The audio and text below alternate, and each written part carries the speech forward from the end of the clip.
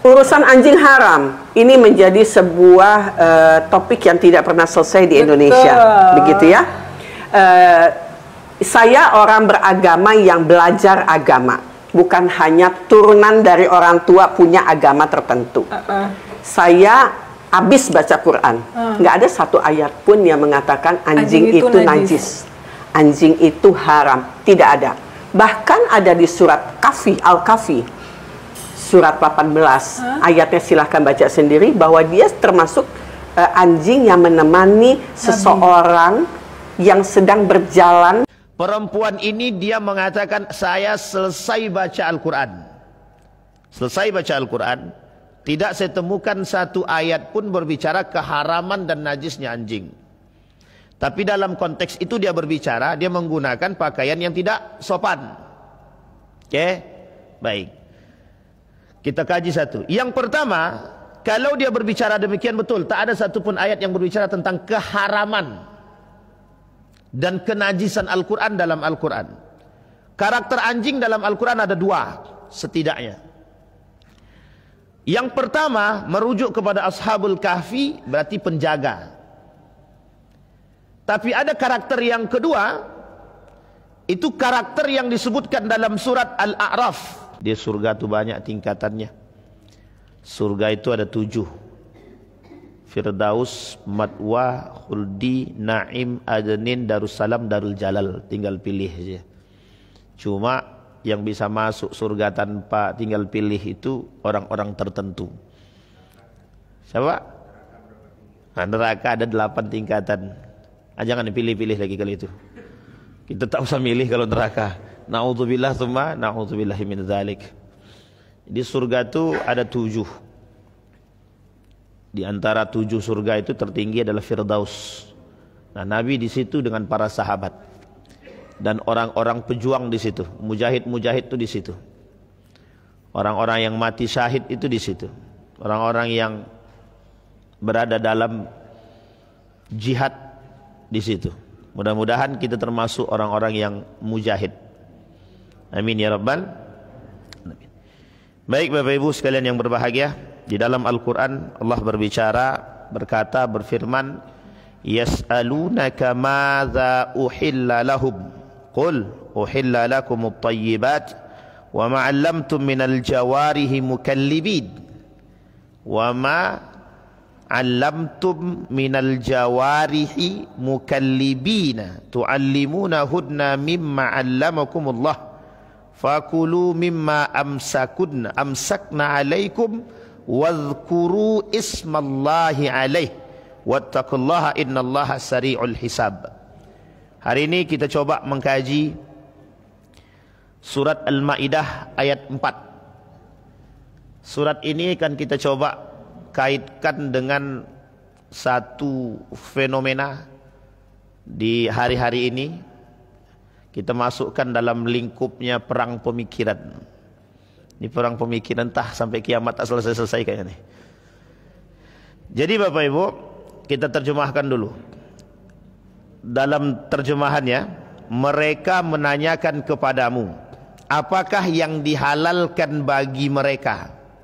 Katakanlah, dihalalkan bagimu yang baik-baik dan buruan yang ditangkap oleh binatang buas yang telah kamu ajar dengan melatihnya untuk berburu. Kamu mengajarnya menurut apa yang telah diajarkan Allah kepadamu. Maka makanlah dari apa yang ditangkapnya untukmu dan sebutlah nama Allah atas binatang buas itu. Dan bertakwalah kepada Allah, sesungguhnya amat cepat hisabannya. Sesungguhnya hisabnya Allah itu amat cepat. Jadi Bapak Ibu, saya mencoba merespon satu video yang singkat. Tapi video ini unik. Dia harus ditinjau dari berbagai macam aspek gitu. Tapi Bapak Ibu juga harus jujur, kita harus jujur. Kita tak boleh pula berbohong kan. Atau kita berat sebelah itu tak baik juga. Kita harus jujur. Ada video yang hari ini sudah ditonton lebih dari 3 juta. Yang nonton dulu lebih dari 3 juta. Ini video ini tentang seekor Gimana membahasakannya ya? Kalbun. Bapak Ibu tahu kalbun kan? Tak perlu saya terjemahan nih, soalnya agak-agak kurang etis kalau diterjemah ini. Tahu Bapak Ibu kalbun ya? Dok lah gitu. Alah kali lawar pula. Dok, Ibu tahu dok nak? Kalbun, Bapak Ibu tahu kalbun ya? Yang bunyinya guk-guk lah begitu. Nah, jadi Bapak Ibu, dalam video singkat ini, perempuan itu, ini perempuan nih. Perempuan itu, saya tak sebutkan fisik lah. Jadi perempuan ini berbicara, dia bilang bahwa dia sudah khatam baca Al-Quran. Sudah khatam nih baca Quran. Ini kaitannya dengan perang pemikiran, karena ini dampaknya tersebarnya pemikiran yang saya kira sangat-sangat bias. Kata beliau, kata perempuan ini, saya sudah habis baca Quran, khatam kan gitu, khatam baca Quran. Setelah saya baca khatam Quran, sudah selesai baca Al-Quran, tidak saya temukan di dalam Al-Quran satu ayat pun yang berbicara tentang haramnya anjing. Nah, ini saya sebut lagi langsung nama, langsung biar aja lah. Tidak disebutkan di dalam Al-Quran kenajisan seekor anjing. Sekarang saya tanya Bapak Ibu, betul apa salah kalimat ini? Pernyataan dia nih. Adakah ayat di dalam Al-Quran yang berbicara tentang haram atau najisnya anjing? Kalau kita bilang betul, berarti selama ini yang kita bilang anjing itu haram, najis, berarti kita termasuk orang yang berlebihan.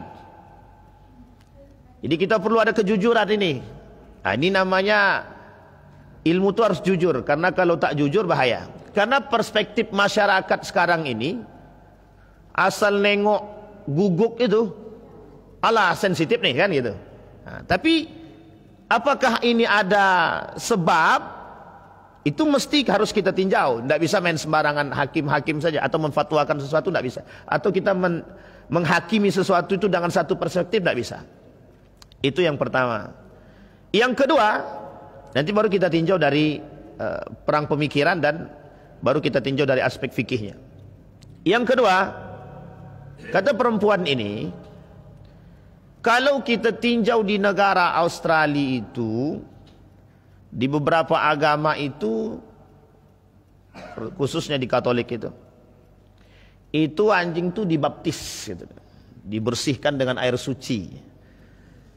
Kata beliau, harusnya kita di Indonesia ini bisa menghargai seekor anjing itu seperti itu gitu. Oke ya, ini yang kedua.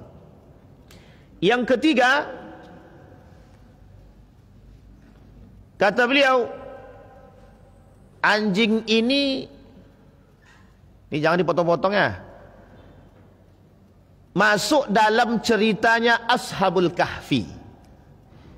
Gimana coba tuh anjing Ashabul Kahfi itu? Dia selalu menjaga bahkan, kata dia. Dan itu termasuk anjing yang baik kan begitu. Nah, itu satu. Jadi ada tiga. Sekarang dari tiga pernyataan ini, kira-kira ada yang rusak tak gaya berfikirnya? Tidak ada ya? Sepakat tidak ada yang rusak? Kalau tak ada, kita tutup kajian kita Pak, selesai. Ada yang rusak apa tidak Bapak Ibu? Baik. Jadi Bapak Ibu, dalam video ini nanti baru kita tinjau fikihnya. Kita tinjau dalam perspektif pemikiran dulu. Dalam video ini, perempuan ini satu, kita harus serius lihat gaya berbicara beliau. Perempuan ini dia mengatakan, saya selesai baca Al-Quran. Selesai baca Al-Quran, tidak saya temukan satu ayat pun berbicara keharaman dan najisnya anjing. Tapi dalam konteks itu dia berbicara, dia menggunakan pakaian yang tidak sopan. Oke, baik.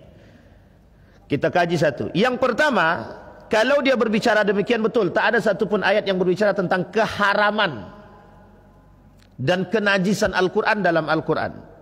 Karakter anjing dalam Al-Quran ada dua setidaknya. Yang pertama, merujuk kepada Ashabul Kahfi, berarti penjaga. Tapi ada karakter yang kedua, itu karakter yang disebutkan dalam surat Al-A'raf.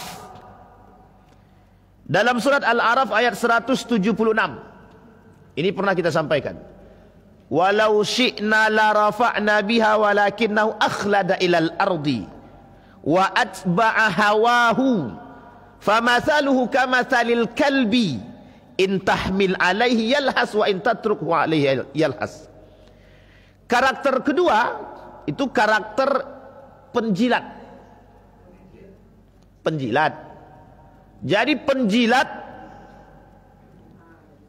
ini agak buruk perangainya. Jadi karakter kedua penjaga ya.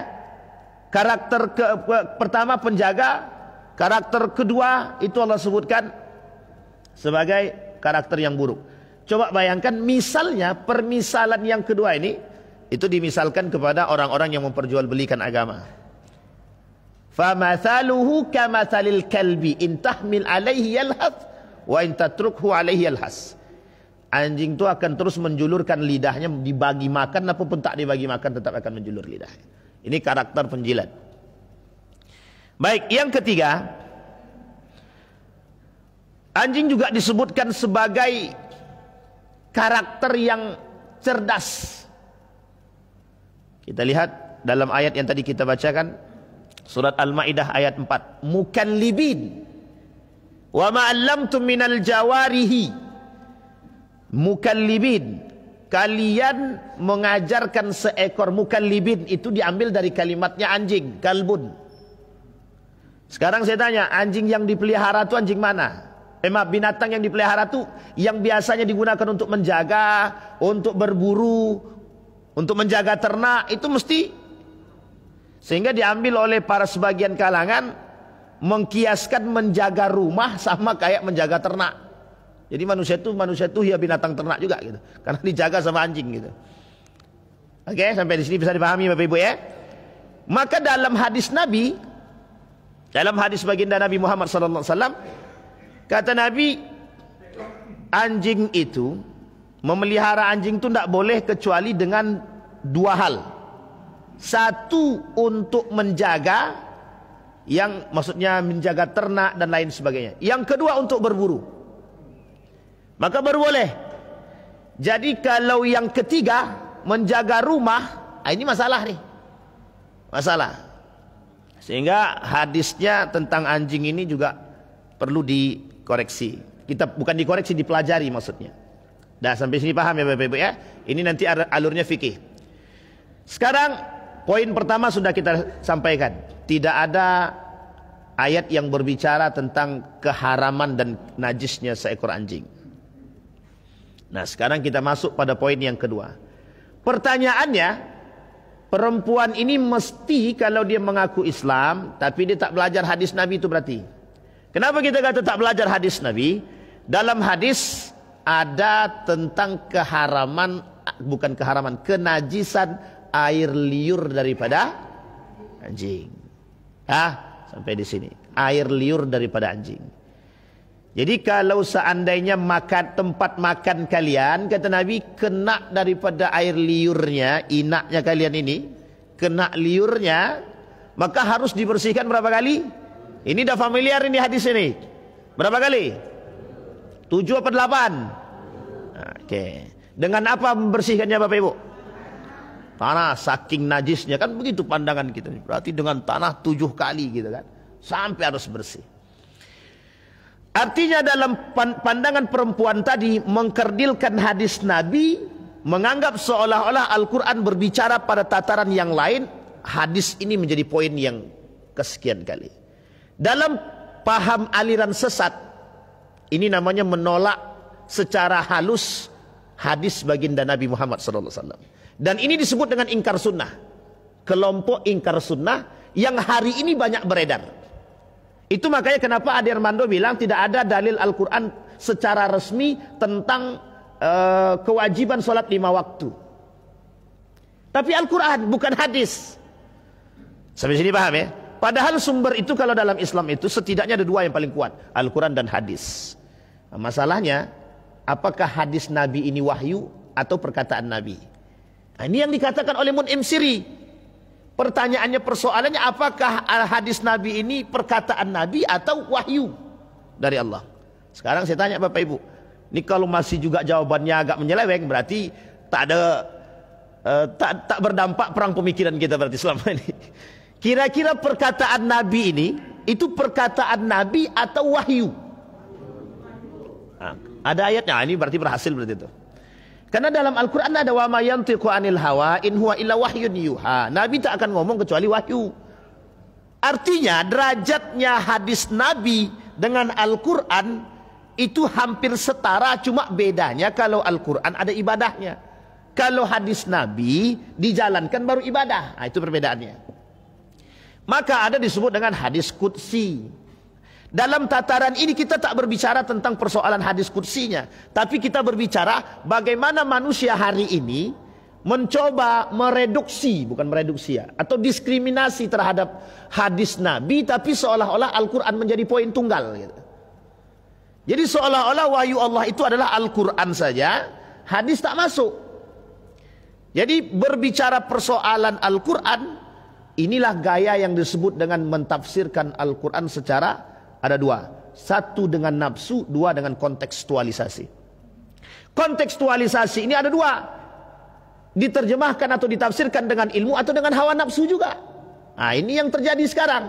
Karena karena perempuan ini memelihara seekor anjing, dia tak mau ada perspektif tentang anjing ini berlebihan, sehingga dia kata bahwa tidak ada dalil Al-Quran yang berbicara tentang. Lah kalau dikaji tentang itu memang tidak ada.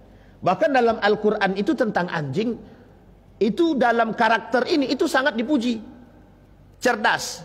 Bapak Ibu cari binatang yang paling cerdas yang digunakan untuk, yang selalu dibawa untuk menginteli orang, itu anjing, Pak. Mencium bom aja anjing tuh, bayangkan tuh. Untuk cium bom anjing gitu. Coba bayangkan. Ini unik, cerita ini unik. Seorang ulama Syam itu keluar dari rumah pakai jubah deh. Jadi ketika pakai jubah keluar, tiba-tiba anjing menjilat gitu, menjilat bajunya.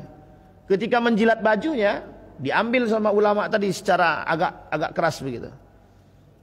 Kemudian ternyata anjing ini berbicara. Kata anjing tadi, apakah engkau mengira dirimu lebih baik, lebih mulia daripada diriku, kata dia. Balik ulama tadi, balik ke rumah, aku tak lebih baik daripada binatang, katanya. Tapi itu permisalannya anjing gitu. Coba perempuan yang masuk yang dinyatakan masuk surga hanya karena memberi makan seekor. Pertanyaannya, kenapa enggak di situ seekor babi, seekor binatang yang lain gitu? Kenapa anjing yang dipermisalkan kan gitu? Tapi ini karena kasus ya gitu. Sehingga poin ini, nah kita tidak pandang itunya, tapi yang kita pandang bagaimana cara dia mendiskreditkan hadis Nabi. Dan ini Bapak Ibu, itu yang sekarang terjadi gitu. Jadi seolah-olah kan Al-Quran tak ada berbicara. Kan Al-Quran tak ada berbicara. Kalau Al-Quran tidak berbicara, berarti semua yang tidak dibicarakan oleh Al-Quran halal. Berarti tandanya orang jual beli online pun halal, game online pun halal, judi online pun halal, karena tak ada dalam Al-Quran. Kecuali dikiaskan kepada makna gitu. Kalau dikiaskan pada makna baru ada. Apakah disebutkan dalam Al-Quran itu maisir online gitu? Tidak ada. Kecuali kalau Allah bilang dalam Al-Quran maisir online, berarti jual beli judi online haram. Berarti kalau cuma bilang maisir saja, berarti judi saja yang haram. Judi secara nyata gitu. Kalau judi online berarti haram. Itu kalau kita memahami bahwa apa yang dipahamkan itu sebatas ini yang disebut dengan makna tekstuali. Jadi kalau kita memahami tekstualitas, ini masalah juga. Nah, tafsir yang dilakukan seperti ini itu biasanya digunakan oleh kaum-kaum orientalis dengan menyamakan Al-Quran dengan Injil. Karena dulu ada namanya metode tafsir Al-Quran namanya hermeneutik. Metode mentafsirkan Injil itu namanya hermeneutik. Nah, oleh kaum orientalis, kenapa tidak Al-Quran ini diterjemahkan atau ditafsirkan melalui metode ini? Apa maksudnya metode hermeneutik ini? Kontekstualisasi. Bagaimana Al-Quran harus menyesuaikan zaman. Jadi artinya mereka menginginkan bagaimana caranya Al-Quran bisa masuk dalam keadaan sekarang itu dan mengikuti. Pertanyaannya, kalau seandainya Al-Quran mengikuti zaman, Al-Quran mengikuti fenomena, maka bisa dipastikan kekacauan itu terjadi. Keseimbangan itu tidak akan ada. Hukum itu akan berat sebelah. Itu jelas gitu. Pertanyaannya kita kembalikan sekarang. Kita kembalikan. Bagaimana cara mengembalikan? Harusnya yang mengikuti itu zaman mengikuti Al-Quran, bukan Al-Quran mengikuti karena zaman itu, karena Al-Quran pasti akan selaras. Disinilah karena Al-Quran ini sifatnya kadang-kadang ada yang kurang jelas secara makna, dijelaskanlah oleh Nabi dalam perkara hadis. Contoh solat, kan tak ada Nabi sebut bagaimana, apakah ada Al-Quran berbicara tentang solatnya? Apa Al-Quran ada berbicara tentang ini? Allahu Akbar, angkatkan tanganmu begini. Tidak ada, Pak. Sehingga penjelasan tentang sallu ra'aitumuni kama usalli itu hanya ada dalam hadis Nabi untuk menjelaskan bagaimana model rule solat. Jadi kalau itu tidak diselaraskan maka itu bermasalah. Makanya bahasa syahadatnya itu asyhadu an la ilaha illallah wa asyhadu anna muhammadar rasulullah. Jadi ada Al-Quran, ada sunnah, ada hadis. Berarti kita sudah paham ya Bapak Ibu ya. Nah, gaya pemikiran seperti ini, kalau Bapak Ibu temukan ada orang, kan Al-Quran tak ada berbicara, berarti dia bagian daripada ingkar sunnah. Itu bagian daripada orang-orang yang menolak hadis Nabi. Ini tidak bisa dilepaskan, Pak. Itu yang pertama. Sekarang yang kedua, bahaya pada pemikiran beliau pada poin yang kedua. Apa kata dia? Menganalogikan Islam dengan agama yang lain, menganalogikan Al-Quran dengan agama yang lain, atau menyamakan Al-Quran dengan yang lain. Tidak bisa, Pak. Tidak bisa. Kalau kita mau menyamakan Al-Quran dengan kitab-kitab yang lain, kalau kita mau menyamakan, itu sebenarnya salah satu cara untuk membuat para pengikut-pengikut yang berpegang teguh kepada kitab suci ini, yuk turunkan dulu levelmu. Turunkan levelmu, angkat semangatmu, angkat toleransimu, benam Al-Quranmu, samakan dengan yang lain. Jadi kalau agama yang lain berbicara kebolehan tentang seekor binatang, maka mau tidak mau Islam juga harus begitu gitu. Sampai sini paham ya? Jadi cara mereka membenturkan satu persoalan itu dengan membandingkan satu kitab dengan kitab yang lain. Nah, uniknya Bapak Ibu, ini kalau Bapak Ibu saya kira mungkin agak aman lah sedikit gitu. Masalahnya ketika berbicara, ini kan sama-sama kitab suci. Lah kok Al-Quran berbicara lain, kok ini berbicara lain? Kok ini lebih toleransi daripada Al-Quran, lebih toleran daripada Al-Quran gitu. Sehingga gaya berpikir anak muda yang terreduksi oleh liberalisme ini, dia akan ke Al-Quran atau ke sini gitu. Dia akan pindah ke samping, Pak. Kenapa pindah ke samping? Lebih longgar. Sehingga dikata Al-Quran ini sangat ekstrim. Nah, ini bahasanya, Pak. Makanya kenapa bahasa jihad itu dipahami oleh orang-orang yang memang, mohon maaf ya, memang otaknya kurang agak serius, sehat gitu. Itu bahasa Al-Quran itu tentang jihad itu dah ekstrim kata mereka. Sehingga jangan pahami jihad itu dalam paham Al-Quran. Kalau dipahami jihad itu dalam paham Al-Quran itu ekstrim banget gitu deh. Sehingga cara mereka mematahkan Al-Quran itu bukan dengan cara mengkaji ayatnya, tapi bagaimana melihat keadaan disesuaikan. Ternyata Al-Quran bertolak belakang. Sehingga di sini menjadi masalah, Pak. Nah, ini persoalan tafsir Al-Quran. Jadi menganalogikan Al-Quran dengan hal-hal yang itu tidak bisa, Pak. Tidak bisa. Karena Al-Quran ini kitab sucinya umat Islam, dan itu seharusnya menjadi pegangan umat Islam. Tapi cara mereka ingin meruntuhkan nilai Al-Quran tadi dan menjauhkan kita dari makna Al-Quran, sehingga dipahami bahwa Al-Quran ini terlalu ekstrim, terlalu porno, terlalu pokoknya begitulah. Kita ambil contoh yang sederhana. Dalam Al-Quran dikatakan bahwa Nabi Muhammad itu buta, umyun ya. Sekarang pertanyaannya, lah kok ada manusia yang mau ngambil ilmu dari orang buta? Kok ada orang mau mengambil ilmu dari orang buta? Ini kalau kita berbicara persoalan ini selesai, Pak. Allah Rabbi. Assalamualaikum warahmatullahi wabarakatuh. Jadi kalau kita berbicara pada tataran persoalan seperti ini, tidak bisa. Ini masalah bagi kita. Jadi kayak Nabi itu buta. Ada seorang perempuan keluar daripada Islam, dia mengaku bahwa aku ini sudah khatam belajar Al-Quran, tapi baca Qurannya belepotan gitu kan. Tapi dia ngaku udah paham Al-Quran gitu. Sehingga dia kata bahwa ngapain kita mengikut manusia yang bodoh, kata dia. Nah, jadi pahamnya mereka bahwa sesuatu di dalam Al-Quran itu terkadang kontradiktif dengan keadaan gitu. Terlalu bertolak belakang dengan keadaan. Sehingga ketika bertolak belakang dengan keadaan, tafsir yang tepat itu harus disesuaikan dengan keadaan. Nah, ini yang jadi masalah kita sekarang. Jadi kalau dah ini menjadi masalah bagi kita sekarang. Uniknya pengikutnya adalah orang-orang muslim sendiri gitu. Nah, ini orang-orang muslim yang terpedaya dengan gaya berpikir seperti ini, itu yang disebut dengan munafik itu. Umat muslim yang munafik. Baik, itu yang kedua. Sekarang yang ketiga. Yang ketiga, Bapak Ibu sekalian yang berbahagia. Di dalam pahamnya umat Islam bahwa anjing itu kan najis ya. Najis dalam arti kata pada aspek air liurnya, meskipun sebagian ulama itu debatable, terjadi perdebatan. Nanti kita lihat tinjau setelah ini dalam fikihnya gitu. Bapak Ibu sekalian yang berbahagia, kita tidak sedang berbicara tentang aspek fikihnya sekarang.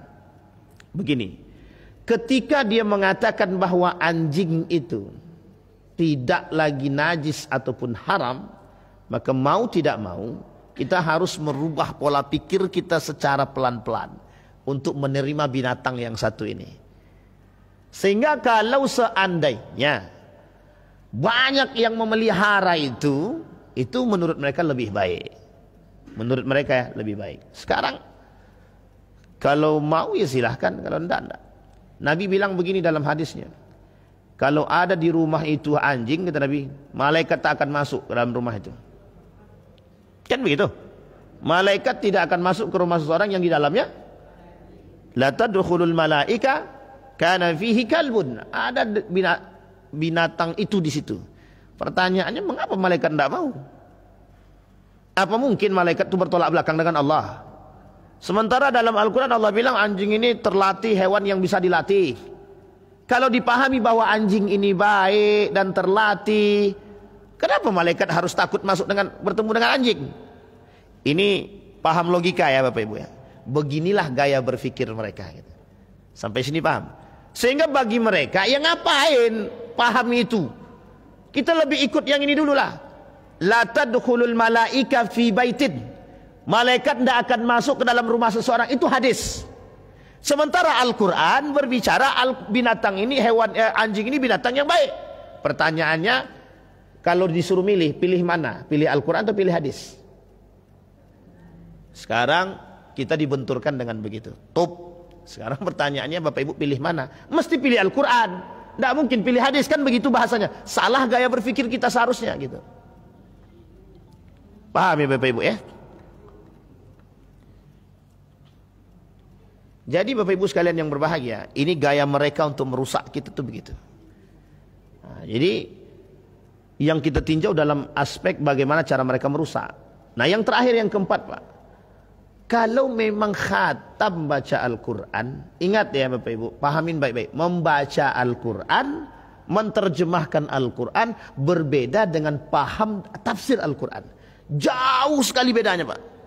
Ini Gus Baha baru-baru ini diminta untuk datang ke Kementerian Agama. Disampaikan sama beliau berapa banyak terjemahan ayat Al-Quran yang tak sesuai dengan yang sesungguhnya. Kata Gus Baha, sampaikan. Sebentar ya Bapak Ibu nih. Jadi kata Gus Baha, berapa banyak ayat-ayat Al-Quran itu yang terjemahannya tidak sesuai dengan makna yang sesungguhnya. Kata beliau, akhirnya beliau diminta sebagai pembimbing atau penasehat daripada sekarang kan Kemenak sedang melakukan penerjemahan Al-Quran ulang. Jadi sekarang diperbaiki betul terjemahannya itu yang sekarang yang baik. Nah, ini bagus nih Pak, karena mendatangkan pakar-pakar yang sesungguhnya gitu. Karena Gus Baha ini termasuk salah satu pakar Al-Quran terbaik diakui oleh dunia, dan beliau itu di UII sudah menjadi pakar. Di bawah beliau itu, yang bersama dengan beliau itu Quraisy Shihab, dan itu juga pakar-pakar semua Pak di situ. Artinya diakui, meskipun lulusan pesantren ya, gitu, tapi diakui. Gitu. Nah, yang kita maksud adalah perbedaan antara menerjemahkan Al-Quran dengan mentafsirkan Al-Quran itu jauh banget Pak, jauh banget. Mentafsirkan Al-Quran perlu ilmu. Harus ada bahasa Arabnya, harus paham Al-Quran. Kalau bisa hafal Al-Quran deh, harus paham hadisnya Pak, harus paham ilmunya Pak, ada balaghahnya. Ini penting bahasanya di situ. Dalam Al-Quran itu Pak, ada kalimat-kalimat yang Bapak Ibu tidak bisa pahami. Kita ambil contoh alif lam mim. Sepakat semua ulama cuma memahami satu makna, apa itu? Wallahu a'lam bissawab. Dah selesai itu Pak. Itu sebenarnya cari aman. Daripada manusia ini nggak ngelantur berfikirnya, dibuatlah alif lam mim itu wallahu a'lam bissawab. Itu kalau dikaji lebih detail bahaya Pak. Sampai sini Pak. Sehingga butuh ilmu-ilmu yang serius gitu. Sampai ada namanya kaidah tafsir. Nah, menterjemahkan itu cuma terjemahkan Pak. Kalau cuma sekedar menterjemahkan kalimatnya, anjing itu lebih baik daripada binatang yang lain, selesai Pak. Itu kalimatnya gitu. Wa ma'allamtu minal jawarihi mukallibin. Tidak ada binatang yang paling baik selain daripada anjing yang terlatih. Yang mudah dilatih itu binatang yang paling mudah dilatih untuk menjaga, untuk berburu itu cuma satu Pak, binatang anjing. Selain daripada itu tak ada. Tapi kan kalau kita paham tekstualnya begitu. Pertanyaannya, apakah ada ayat yang lain yang berbicara tentang anjing? Baik dari sisi kebaikan dan keburukan gitu. Singkat itu yang kita maksud. Maksud saya adalah bagaimana cara mereka mengangkat maksud daripada terjemah tapi mengenyampingkan tafsir gitu. Sampai sini paham ya? Ini gaya. Maka Bapak Ibu, yang saya ingin katakan kepada kita semua, hati-hati dengan model seperti ini. Tidak ada di dalam Al-Quran itu keharaman narkoba. Ada keharaman narkoba? Innallaha harrama narkuba. Tidak ada. Tanya sama Bang Endar nih. Tidak ada. Dalam Al-Quran itu tidak ada. Persoalannya kan kalau seandainya kita mencari bahasa narkobanya dalam Al-Quran, ya nggak akan ketemu Pak. Ada bahasa ganja di situ? Tak ada Pak. Kan yang diambil apa masalahnya Pak? Apa masalahnya? Memabukkan, hilang akal Pak, hilang akal. Itu yang kemudian menjadi ilat gitu. Sehingga hadis Nabi datang untuk mensyarah itu. Hadis Nabi datang untuk menjelaskan itu. Nah, ini sampai di sini bisa dipahami Bapak Ibu. Nah, sekarang kita bahas aspek fikihnya Bapak Ibu. Nah, ini sekarang, kalau sekarang kita berbicara jujur, tadi masalah pemikiran, sekarang kita masukkan aspeknya sedikit tentang fikih ini. Meskipun tidak terlalu nanti detail, tapi nanti Ibu cari lebih banyak lagi. Yang pertama Bapak Ibu sekalian yang berbahagia, ini kita harus jujur sekarang. Persoalan anjing itu haram atau najis. Haram atau najis. Jadi gini, persoalan haram dan najisnya anjing ini di dalam Islam itu debatable. Yang kita sepakati satu, yang kita sepakati haramnya daging anjing. Nah, untuk diapakan dulu? Untuk dimakan. Itu disepakati oleh ulama keharamannya. Kenapa? Termasuk dari kata kategori binatang buas. Binatang buas, apapun itu binatang buas haram. Nah Bapak Ibu ya, apapun itu binatang buas haram. Binatang ini dalam kehalalannya itu ada dua. Satu disembelih, yang kedua diburu. Kalau hewan buruan, misal Bapak Ibu lepaskan anjing untuk memburu seekor rusa, lepaskan anjing tadi bismillah. Itu hewan buruannya bisa jadi halal kan begitu. Karena diburu. Sampai sini paham ya Bapak Ibu ya? Nah, jadi kalau sedang memanah, Pak Ustaz, kami panah, tapi yang kami panah itu rusa orang, itu haram. Karena yang dipanah rusanya orang gitu. Jadi bukan semua yang halal itu tidak ada batasannya, ada juga gitu. Jadi kalau ternaknya orang yang kita tembak meskipun dengan panah buruan, kita anggap itu buruan, ya tetap haram Pak, karena yang kita tembak adalah punya orang, kecuali yang itu bebas, yang tidak ada, tak masuk dalam ternak gitu. Nah, kembali kepada poin tadi, dua, dia satu disembelih, yang kedua dengan buruan. Makanya kalimat itu kata Allah dalam Al-Quran, wadhkurismallah, sebutlah nama Allah gitu. Dalam segala hal tadi, termasuk salah satunya sembelihan. Begitu juga termasuk dalam urusan berburu tadi. Sekarang kita lihat, kesepakatan kita hanya pada anjing ini dimakan oleh manusia itu haram.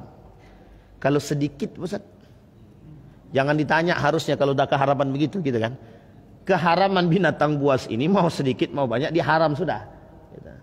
Nah, tapi Ustaz, kenapa anjing itu kok selalu digandeng dengan babi? Tak usah bahas. Karena memang babi dan anjing ini kenapa masuk dalam hal yang diharamkan untuk dimakan itu karena pada aspek buasnya tadi. Sisanya berbeda karakter anjing dengan babi. Dah sampai sini paham ya? Nah, baik. Baik Bu, sekarang kita masuk poin yang kedua. Apa hukumnya memelihara anjing?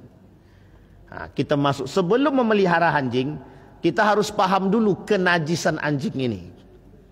Sekarang dalam hadis Nabi disampaikan, kata Nabi dalam hadis dia. Ini harus jujur kita nih.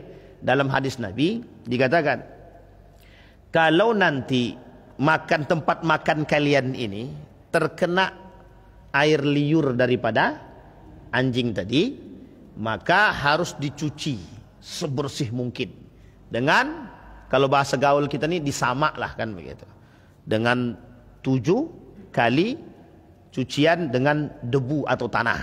Sebagian ulama mengatakan itu maksudnya dengan sabun, sebagian ulama. Tapi Syafi'i mengatakan qat'i, dia mengatakan itu dengan tanah. Tapi sebagian ulama Syafi'i yang lain mengatakan boleh menggunakan 6 dengan tanah, satunya dengan sabun.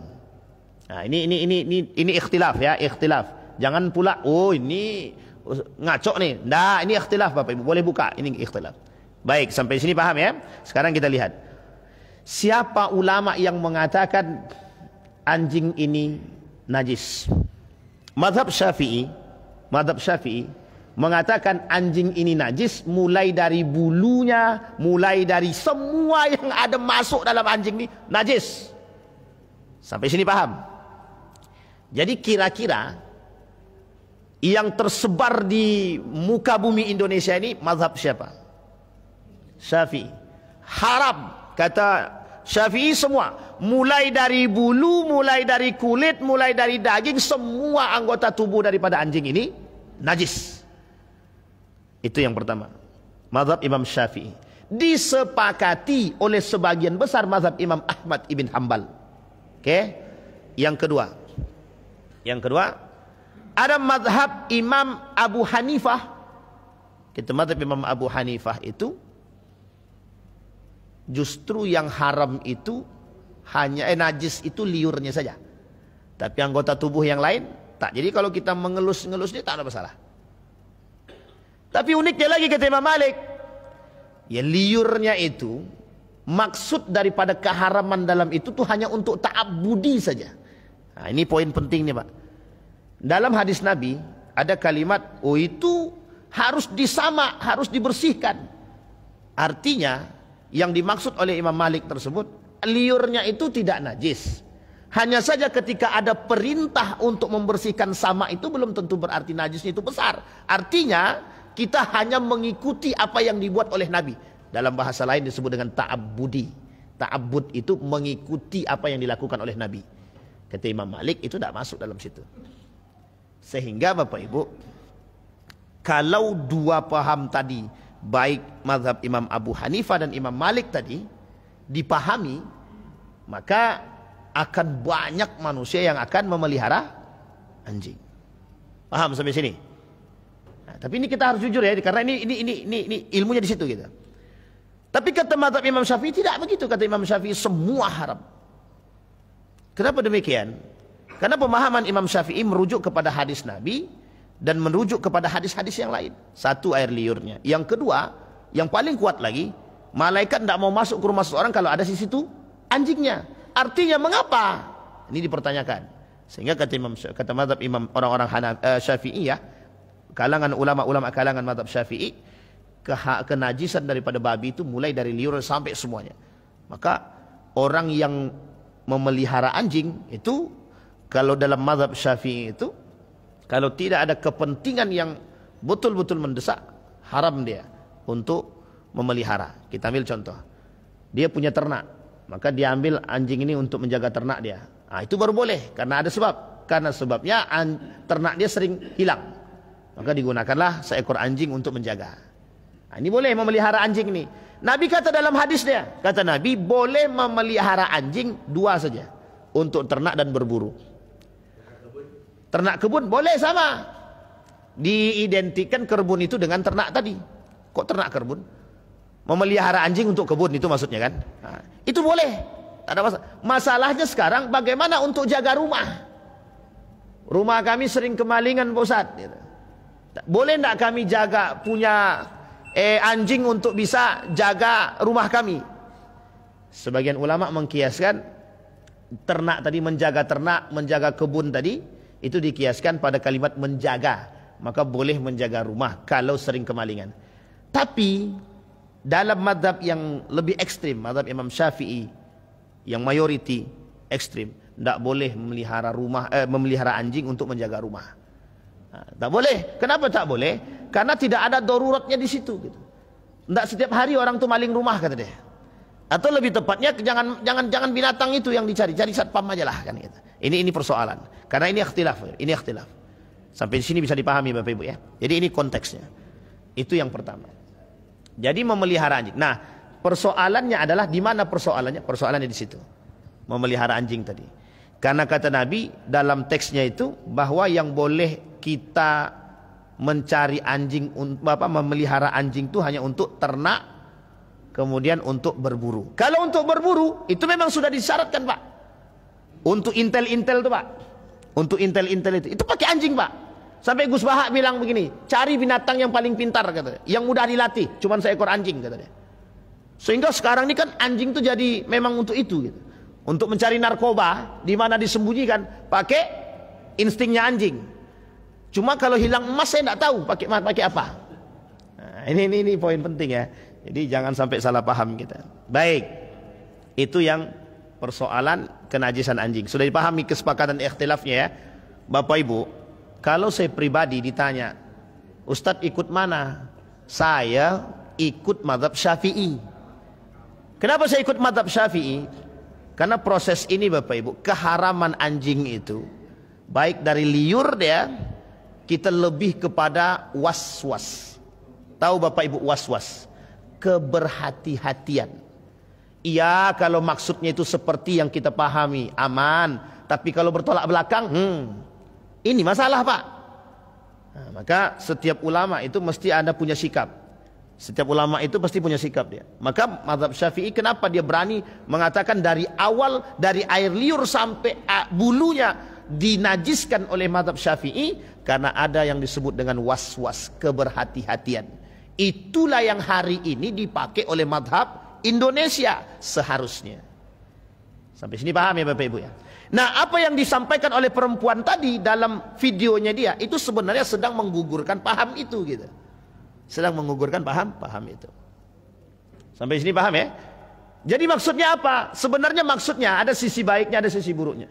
Tapi saya melihat lebih pada sisi buruknya. Sehingga ketika ada orang yang menganggap anjing ini adalah bagian daripada satu yang menjijikkan, kata perempuan tadi, ya anjing itu tidak menjijikkan gitu. Sampai sini paham ya Bapak Ibu? Sehingga pola pikir masyarakat itu terubah dengan mengatakan sesungguhnya anjing itu tidak najis gitu. Karena tidak ada ayat Al-Quran yang berbicara tentang kenajisan anjing. Itu yang pertama. Yang kedua Bapak Ibu, apa hukum membunuh anjing? Apa hukum membunuh anjing dan menganiaya anjing? Disepakati Pak oleh para ulama. Kalau dia tak mengganggu kita, maka hukumnya haram Pak. Menganiaya, membunuh anjing itu haram. Kalau kita tidak dianiaya. Kecuali kalau dia mengejar Bapak Ibu. Nah ini ada namanya anjing apa namanya itu? Anjing gilo. Lah namanya aja tahu dia anjingnya gilo kan. Pertanyaannya sejak kapan anjing itu sadar? Nah, ini poin penting Pak. Anjing gilo ini kan bahasa ya. Mohon maaf Pak ya, ini bahasa. Ini bahasa. Kalau saya balikkan sejak kapan anjing itu punya akal? Sejak kapan anjing itu sadar gitu? Jadi ya kalau dibilang anjing gilo ya memang sebenarnya bukan anjing gilo. Anjing buas brutal lah begitu. Apa kayak bahasanya jangan pula pakai anjing gilo. Karena memang jadi kalau dia gilo itu menyamakan dengan manusia. Ada manusia gila berarti anjingnya. Jadi apa bedanya manusia gila dengan anjing gila gitu? Perbedaannya kan cuma satu. Bahkan sekarang itu manusia lebih gila daripada anjing. Saya kasih ilustrasi Bapak Ibu. Anjing itu menjilat dengan akal atau bukan? Tidak Pak. Karena anjing tidak punya akal. Sekarang manusia punya akal tapi kok menjilat, berarti kan lebih parah daripada. Paham sampai di sini Pak? Ini ilustrasi, tapi jangan dibawa kemana-mana dan jangan dipotong, itu bahaya itu. Baik, kita masuk poin tadi. Menganiaya binatang, apapun binatangnya Pak, kecuali yang telah disebutkan oleh Nabi. Ya, yang disebutkan. Ada pertanyaan, membunuh cicak itu boleh apa tidak? Itu memang disampaikan Nabi dalam hadisnya begitu memang. Ada kesunahan daripada membunuh cicak gitu.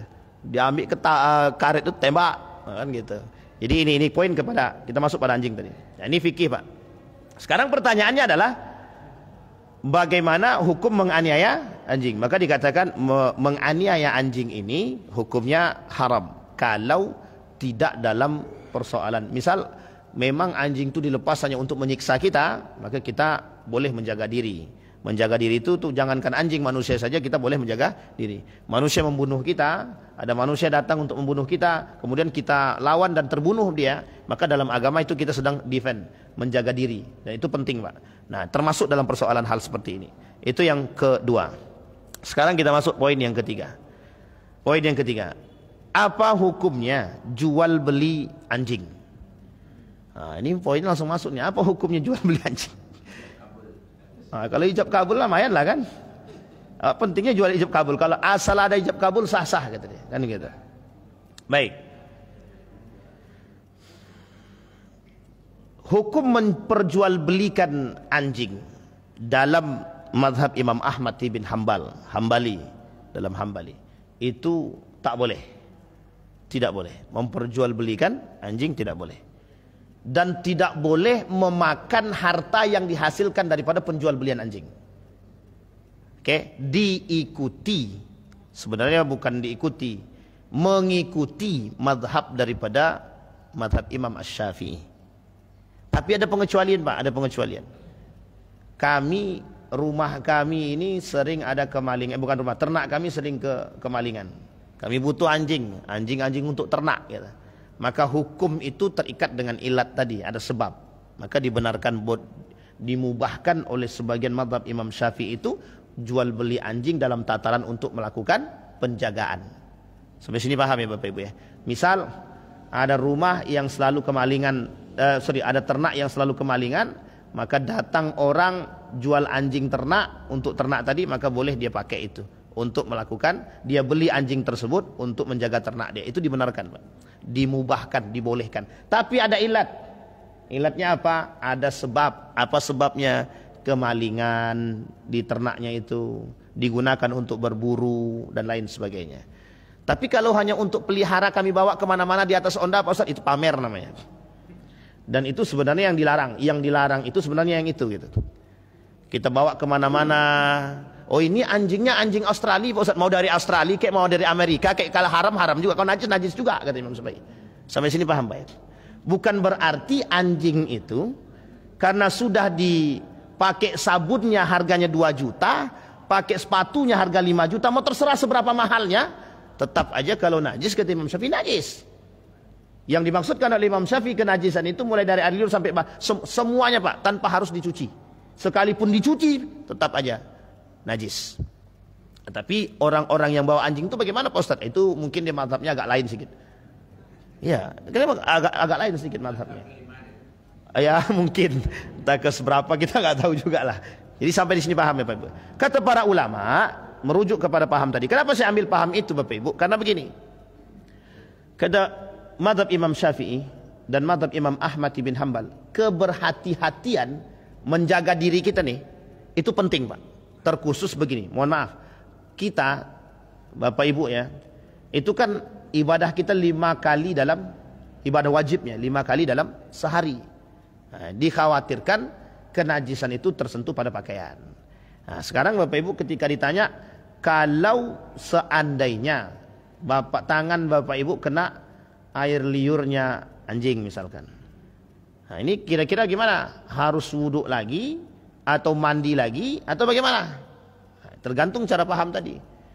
Maka kita tak menyalahkan siapapun yang berpegang pada paham-paham terkait mazhab tadi. Tapi kalau dalam mazhab Syafi'i, sesuaikan dengan seperti yang tadi. Maka dia harus disama, kemudian harus berwuduk lagi. Tapi dalam mazhab yang lain, yang tengah-tengah, Itu yang tengah-tengah. Kalau dia tidak berpahamkan bahwa air liur anjing itu tidak najis, ya cukup dia sekedar ta'abbudi saja. Ya tidak perlu wudu ulang gitu. Tapi dalam madhab yang Imam Abu Hanifah yang berpahamkan cuma air liur saja yang najis, berarti kalau tersentuh dengan pakaian, misalkan baju dia tersentuh dengan badan anggota tubuh selain daripada air liurnya, maka cukup untuk dibersihkan saja, selesai. Dan tidak ada kenajisan di situ. Sampai sini paham Bapak Ibu? Tapi kita mazhab Syafi'i, kalau yang berpegang teguh pada mazhab Syafi'i, maka dia harus memahami hal demikian. Nah, ini poin pentingnya di situ Bapak Ibu. Jadi di sini harus kita pahami dan harus kita bedakan di mana cara membedakannya gitu. Apakah itu masuk dalam kategori kenajisan secara utuh atau tidak? Dan ini paham daripada ulama. Dan ingat Bapak Ibu, di mana letak kejujurannya? Ini ikhtilaf. Dan ini oleh para ulama ikhtilaf. Dan kita kalau ada orang yang berpaham demikian, itu tidak ada masalah. Yang menjadi masalah kita, ada orang sudah tidak tahu, dia tidak tahu kalau itu adalah ikhtilaf. Kan tidak ada Islam berbicara begitu. Ah, ini yang menjadi masalah. Sampai sini paham Bapak Ibu? Yang menjadi masalah kita adalah orang berbicara fatwa, tapi dia sama sekali tidak ada ilmu agama. Nah, ini yang menjadi masalah. Makanya poin yang tadi yang saya sampaikan dalam perempuan tersebut itu sebenarnya dia sedang berbicara tanpa ada dasar ilmu yang kuat, dan dia berbicara sedang mereduksi daripada Al-Quran itu sendiri dan hadis Nabi. Di mana letak perang pemikirannya? Ketika semua orang berpaham dengan demikian dan cara berpikirnya sama dengan perempuan tadi, maka bisa dipastikan orang yang terkena virus pemikiran perempuan ini akan menyamakan semua permasalahan di muka bumi, termasuk persoalan yang kita anggap itu sensitif.